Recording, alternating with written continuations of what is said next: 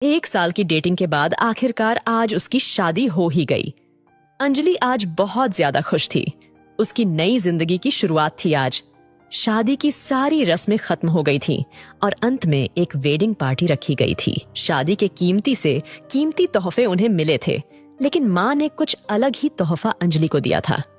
माँ ने अंजलि को एक नई बैंक की पासबुक दी और कहा, बेटा, यह सेविंग अकाउंट मैंने तुम्हारे नाम पर खोला है और इसमें 1 लाख जमा कर दिए हैं। माँ ने आगे कहा, मेरी प्यारी बेटी, इस पासबुक को लो और इसे अपनी शादी की उन खूबसूरत यादों की तरह रखो जो तुम्हें जिंदगी भर याद रहेगी।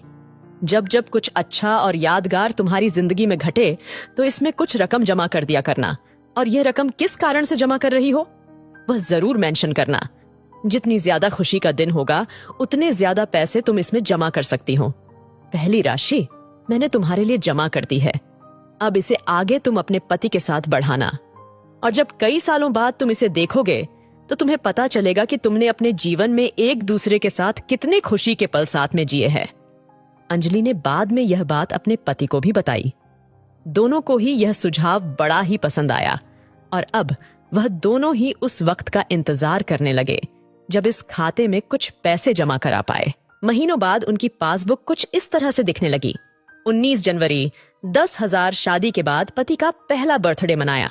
27 फरवरी 20,000 पत्नी को नौकरी मिली। 25 मई 20,000 वेकेशन शिमला में। 3 जून 50,000 पत्नी प्रेग्नेंट हुई। 22 जुलाई 40,000 पति को प्रमोशन मिला और यह सिलसिला आगे बढ़ता रहा। पर जैसे जैसे समय बीतने लगा, साल बढ़ने लगे, दोनों में झगड़े होने लगे। छोटी छोटी बातों पर वे अक्सर एक दूसरे के साथ बहस करते, कभी कभी बिना बात के ही झगड़ा करने लगते। धीरे धीरे दोनों के बीच बातें बंद हो गई। वह दोनों ही अब अपने शादी के फैसले पर पछताने लगे।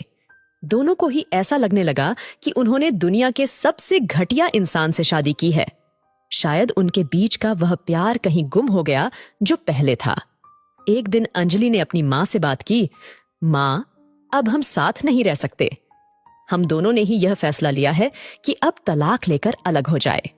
मुझे समझ में नहीं आ रहा है कि मैंने ऐसे इंसान के साथ शादी करने का फैसला कैसे लिया था। उसकी माँ ने कहा, बिल्कुल, इसमें कोई बड़ी बात नहीं है। तुम वही करो जो तुम्हारा दिल कहता है। अगर तुम दोनों ही साथ नहीं रहना चाहते तो अलग होने में ही भलाई है, लेकिन उससे पहले एक काम करो।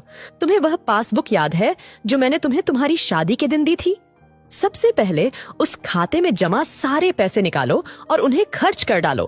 तुम्हें ऐसी कमजोर शादी का कोई भी रिकॉर्ड नहीं रखना चाहिए। अंजलि अपने माँ की बात से सहमत थी, इसलिए वह वहां से सीधे बैंक चली गई और बैंक में लाइन में लग गई ताकि उसे अकाउंट को बंद करवा सकें।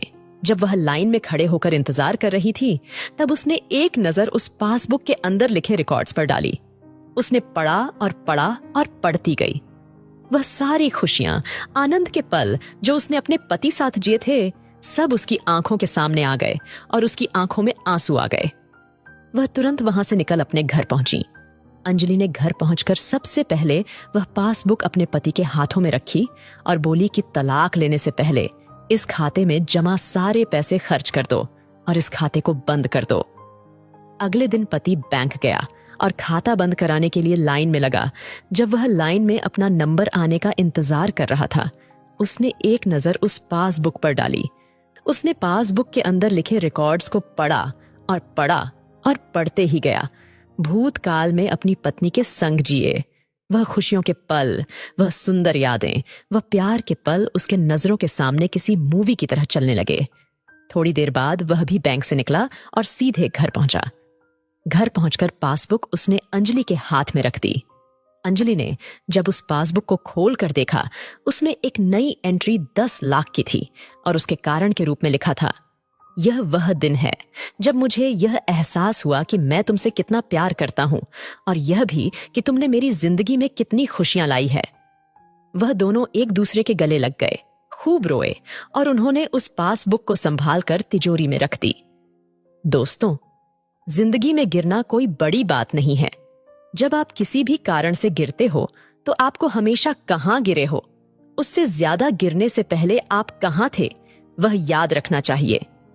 गलतियों को सुधार कर आगे बढ़ने का नाम ही तो जिंदगी है।